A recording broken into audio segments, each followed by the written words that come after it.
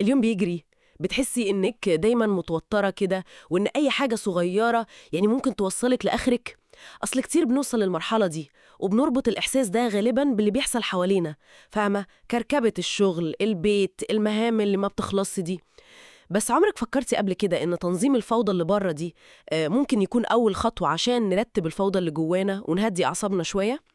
هنا في صفحة أنثى وعدت نفسها إحنا مش بندور على حلول سحرية ولا بنقول معلش ونسكت.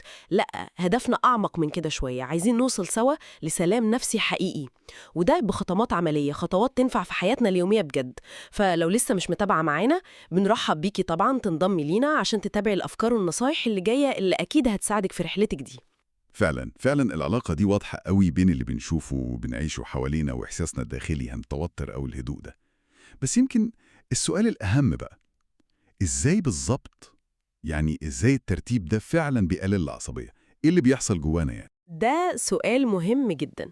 في كلامنا النهاردة هنحاول نفهم سوا كده إزاي تنظيم مهام اليوم وإدارة الوقت ممكن والله يكونوا سلاح فعال ضد التوتر والعصبية.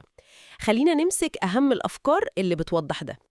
نبدأ بأول فكرة وهي تقليل التشتت الذهني. عارفة إزاي؟ لما اليوم بيبقى ماشي بخطة واضحة، العقل بيقدر يركز شوية بدل ما يفضل يتنطط بين ألف حاجة وحاجة. التفكير في كل المهام المطلوبة دي في نفس الوقت بيعمل ضغط رهيب.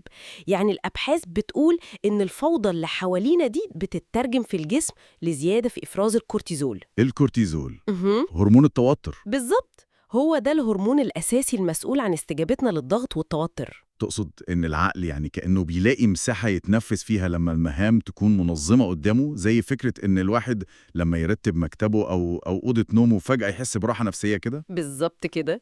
الفوضى في المكان ممكن توحي للعقل إن الحياة كلها خارج السيطرة،